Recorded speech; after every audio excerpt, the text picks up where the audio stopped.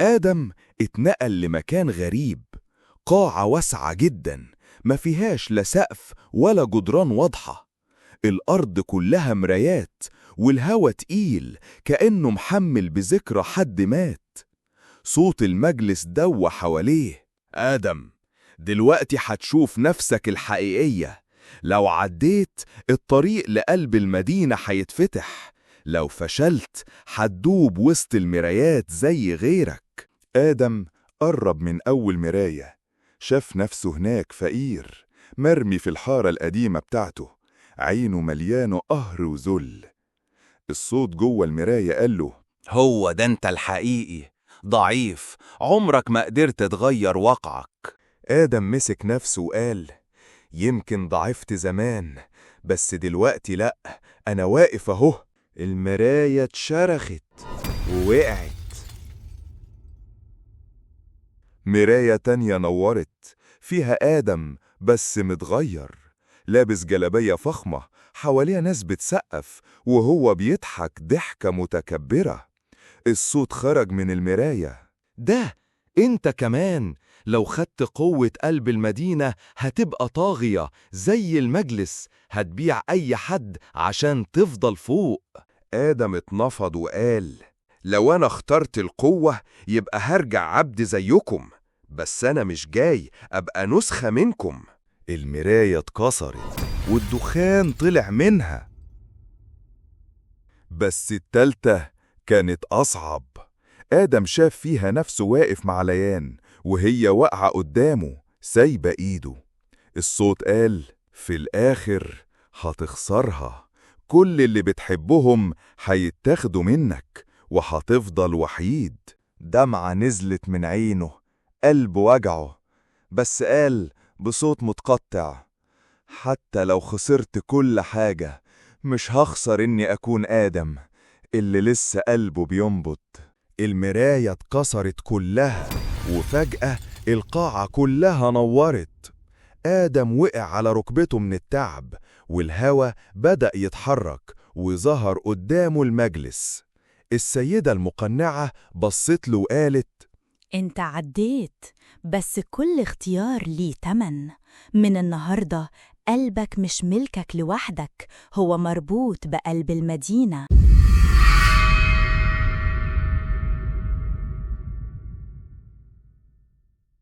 آدم بص في ساعته، لقاها بتعد نبضاته أسرع، وكل ثانية شكلها بقت أتقل. بعد ما رجع، ليان قربت وسألته: إيه اللي حصل؟ آدم رد وهو بيبص في الأرض: واجهت نفسي وكسبت، بس حاسس إني دفعت تمن غالي، تمن لسه ما فهمتوش. رحيم قال جملة صغيرة بس تقيلة: انت دلوقتي مش مجرد غريب، انت بقيت جزء من نبض المدينة. آدم بعد الاختبار بدأ يحس بحاجة غريبة. وهو ماشي في شوارع المدينة كان كل ما يقرب من أي حد يسمع دق قلبه كأنها طبلة في ودانه. الأغنية دي مش موسيقى عادية، دي كانت مشاعرهم: خوف، قهر، أمل، كله متسجل في النبض. في الأول اتخض. الراجل اللي بيبيع في السوق كان قلبه بيدق بسرعة، مليان قلق من الدين اللي فوق راسه. الست الكبيرة اللي قاعدة في الركن قلبها بيدق ببطء، مليان استسلام. والطفل اللي بيجري قلبه بيرن بضحك وأمل. آدم وقف وقال لنفسه: أنا بقيت سامح حياتهم كلها، دي قوة ولا لعنة؟ ليان لحظت عليه الارتباك وقالت له: دي أول آثار ارتباطك بقلب المدينة. مش كل الناس يقدروا يستحملوا يسمعوا نبض الآخرين، في ناس اتجننوا من ده. آدم مسك راسه وقال: بس أنا سامع صرخات كتير كأن المدينة كلها بتتألم. رحيم رد عليه ببرود: أهو ده سرها، إحنا عايشين على نبض بعض، المدينة بتاكلنا ببطء. تاني يوم جاله استدعاء من المجلس. لما دخل القاعة، السيدة المقنعة بصت له وقالت: دلوقتي انت بقيت تسمع المدينة، يعني بقيت حلقة وصل بيننا وبينها. بس السؤال، هل هتخدمنا ولا هتختار طريق تاني؟ آدم رد بعناد: أنا مش خادم لحد، أنا عايز أفهم الأول إيه مصير المدينة لو القلب توقف. واحد من المجلس ضحك ضحكة باردة: لو اتوقف كلنا هنموت، بس يمكن ده يكون أرحم من العذاب اللي عايشينه. في اللحظة دي قلب آدم دق بقوة لدرجة إنه وقع على ركبته. شاف رؤية سريعة: الحجر اللي في باطن الأرض بينبض بسرعة غير طبيعية، والمدينة كلها بتتهز مع كل دقة. صوت داخلي همس ليه: المدينة بتموت يا آدم، ووقتك قليل. لما فاق من الرؤية لقى أعضاء المجلس بيبصوله برعب. السيدة المقنعة قالت: انت شفت اللي محدش فينا قدر يشوفه، معنى كده انك مش بس متصل بقلب المدينة، انت بقيت جزء من مصيره. لما فاق من الرؤية لقى أعضاء المجلس بيبصوله برعب. السيدة المقنعة قالت: انت شفت اللي محدش فينا قدر يشوفه، معنى كده انك مش بس متصل بقلب المدينة، انت بقيت جزء من مصيره. آدم وقف وقال بصوت عالي: لو المدينة فعلا بتموت يبقى لازم ألاقي طريقة أنقذها، حتى لو ده معناه إني أضحي بنفسي. من بعد الرؤية اللي شافها آدم بقى عنده يقين إن قلب المدينة مش مجرد رمز، ده حجر حقيقي مدفون في أعماق الأرض. بس المشكلة إن المجلس بيتعامل مع الموضوع بسرية شديدة، وكأن المكان ده محرم الوصول ليه. آدم اجتمع مع ليان ورحيم في بيت صغير بعيد عن عيون المجلس. قال لهم: أنا لازم أنزل تحت، أنا متأكد إن قلب المدينة هناك، ولو ملحقتوش كل حاجة هتنهار. رحيم بصله بحدة: أنت مش فاهم، المجلس بيخبي المدخل من قرون، أي حد حاول يوصله اختفى من غير أثر.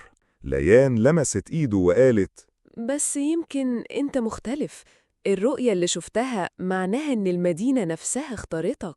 رحيم بعد تردد طويل جاب لفافة ورق قديمة. دي مش خريطة كاملة، بس بتبين جزء من الأنفاق اللي تحت المدينة. جدودي كانوا من الحراس اللي حموا السر، أنا عمري ما اتجرأت افتحها. آدم فرد الورق، لقاها مليانة خطوط منحنية زي شرايين في جسم إنسان، وفي النص في دايرة كبيرة مكتوب جنبها كلمة النبض. في الليلة دي التلاتة قرروا يتحركوا.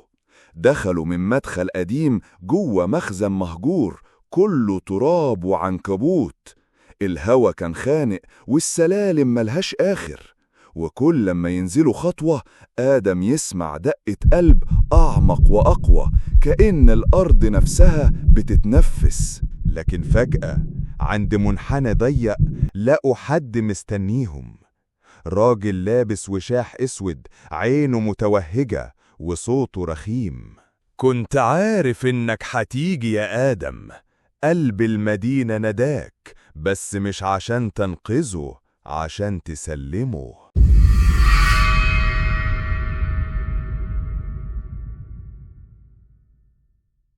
آدم اتثبت ووقف مكانه.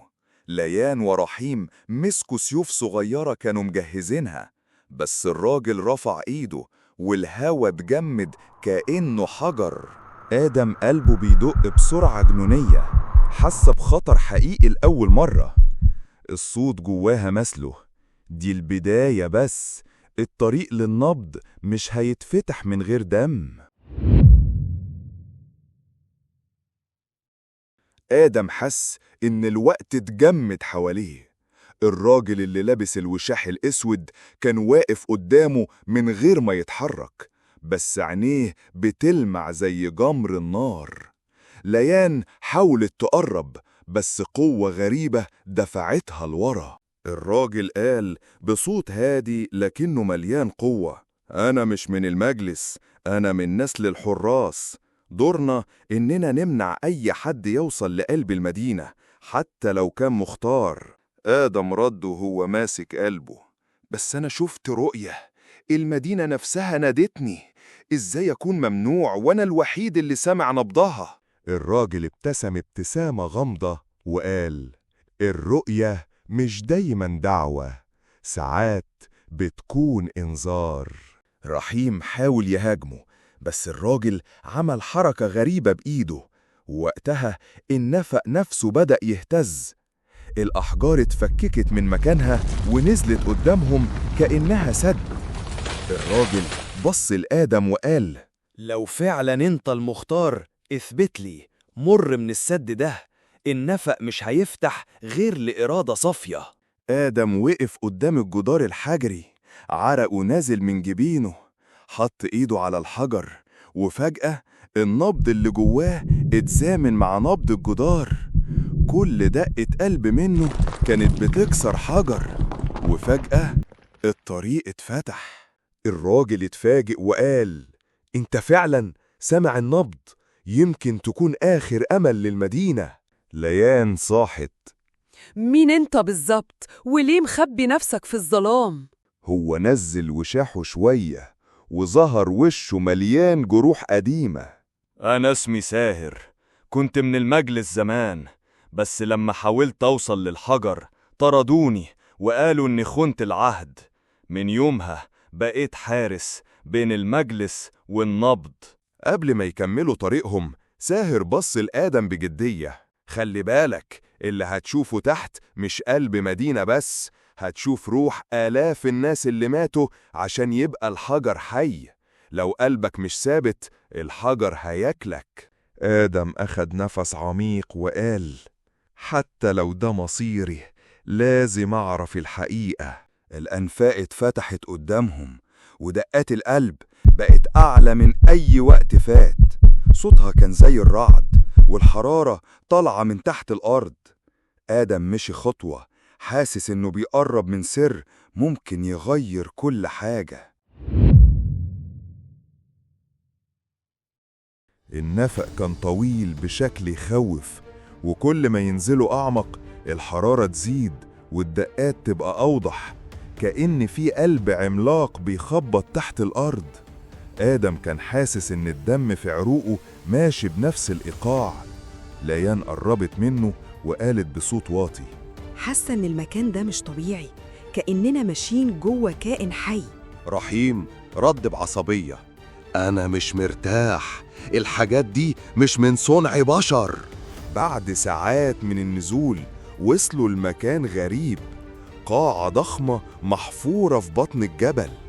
الجدران منقوش عليها أشكال ناس ماسكة إيد بعض ووشوشهم مرفوعة للسما، وفي النص بوابة حجرية مقفولة منقوش عليها كلمة الحياة بالدم. آدم قرب ولمس النقش، وقتها الحجر نفسه اهتز وطلع نور أحمر من جواه. فجأة الأرض لفت بيه ولقى نفسه واقف وسط ساحة مليانة ناس. الناس دي لابسة نفس هدوم اللي شافهم في التمثال القديم فوق. كلهم رفعوا ايديهم ناحية حجر ضخم بيضوي في النص، وصوت جه من السما: قلب المدينة مش حجر، قلبها هو حياتنا اللي اتجمعت، دمنا اللي اندمج، وأرواحنا اللي اتحبست عشان نحافظ على النبض. آدم اتصدم، حس إن روحه بتتهز. لما فاق من الرؤية لقى ساهر واقف جنبه وبيقول: دلوقتي فهمت، قلب المدينة مش مجرد طاقة، ده أرواح آلاف الناس اللي اتضحوا بيهم عشان المدينة تعيش. عشان كده الحجر بيطلب دم جديد دايما عشان يفضل نابض. ليان اتراجعت وقالت: يعني المدينة عايشة على دمنا، على تضحياتنا؟ رحيم صرخ: يبقى لازم ندمره. آدم وقف ساكت، قلبه مشتت بين خيارين: ينقذ المدينة ويقبل إنها تفضل عايشة على تضحيات البشر، أو يوقف النبض حتى لو ده معناه انهيار كل حاجة. وصوت النبض زاد كأنه بيستعجله يختار. القاعة كانت ساكنة إلا من دقات النبض اللي بترج الأرض تحت رجليهم. آدم واقف في النص، عينه على البوابة الحجرية اللي بتلمع باللون الأحمر، وصوته الداخلي بيصرخ: إيه الصح؟ أضحي بنفسي ولا أضحي بالمدينة؟ فجأة الهوا في القاعة اتغير، وبدأت خيالات ناس تطلع من الجدران، وجوه شفافة ملامحها حزينة، وكلهم بيبصوا على آدم. ليان مسكت إيده بخوف. دول الأرواح اللي اتحبست. واحد من الأشباح قرب وقال بصوت متقطع: المدينة مش حرة، النبض قيد، دمنا كان البداية، بس انت ممكن تبقى النهاية. ساهر اتقدم بخطوة وقال بحدة: اوعى تسمعهم، لو حررت الحجر المدينة كلها هتنهار، آلاف هيموتوا. احنا حافظنا على التوازن بالدم القرون، ولو كسرت السلسلة كل حاجة هتضيع. رحيم رد بغضب: يبقى المدينة عايشة على دم الناس؟ ده مش عدل، ده استعباد. بس لو انهارت هيموت أبرياء ملهمش ذنب. الأرواح قربت أكتر، وواحدة فيهم مدت إيدها لآدم وقالت: الحرية بالتمن، وإحنا مستعدين يفضل دمنا مسجون لو ده يحمي اللي جاي. القرار مش بتاعنا، القرار قرارك. آدم حاسس قلبه هينفجر من الصراع. لو اختار يسيب الحجر هينقذ المدينة مؤقتاً، بس هيفضل الظلم. ولو حرره ممكن يحرر الأرواح، بس يدمر كل حاجة. البوابة بدأت تفتح لوحدها، النبض بقى عنيف كأنه طبل حرب. آدم مد إيده ناحية النور، صوته واطي لكنه مليان عزيمة: أنا لازم اختار. القاعة كلها بقت تهتز، والنور الأحمر من البوابة زاد لدرجة إنه غطى وشوشهم. صوت النبض ما بقاش مجرد دقات، ده بقى زي صرخة جوه دماغ آدم رفع إيده ناحية الحجر، عينه مليانة دموع، وقال: أنا مش هسيب المدينة تعيش على دم ناس أبرياء، الحرية لازم ترجع لأصحابها حتى لو التمن غالي. ليان صرخت: آدم لا، لو عملت كده المدينة كلها هتنهار. لكن رحيم بصله وقال: اعمل اللي قلبك شايفه صح، الظلم عمره ما يبني حياة. أول ما آدم لمس الحجر نور أبيض انفجر من جوه غطى القاعة كلها. الأرواح بدأت تصرخ، مش صرخات ألم، صرخات تحرر. سلاسل وهمية كانت مربوطة بيهم اتكسرت، ووشوشهم اتغيرت، بقت هادية ومبتسمة. ساهر وقع على ركبته وقال: انت قتلتنا كلنا. لكن الأشباح قربت منه وهمسوا: لا، هو حررنا. الجدران بدأت تتشقق، الأرض بتهتز كأنها هتبلعهم. آدم مسك إيد ليان ورحيم وقال: لازم نخرج دلوقتي. لكن ساهر فضل واقف، عينه على الحجر اللي بدأ ينهار. أنا هفضل هنا، المدينة من غير النبض ملهاش معنى، روحوا انتوا. التلاتة جريوا في النفق، وراهم كل حاجة بتتهد، الحجارة بتتساقط والغبار مغطي العيون، وصوت الأرواح بيرن في القاعة: شكراً يا محررنا. بعد ما خرجوا من الجبل، الشمس كانت طالعة لأول مرة من غير ما يغطيها الدخان الأحمر اللي كان بيغطي المدينة. المدينة تحت بدأت تنهار ببطء، بيوت بتقع وأبراج بتتفكك، بس في نفس الوقت الجو بقى أخف والهوا بقى أنقى. ليان وقفت تبكي: خسرنا كتير، بس يمكن نبدأ من جديد. رحيم حط إيده على كتف آدم: أنت اخترت الحرية، والحرية دايما تمنها غالي. آدم بص للمدينة وقال: النبض انتهى، لكن يمكن نلاقي نبض جديد من حياتنا إحنا، مش من دمنا.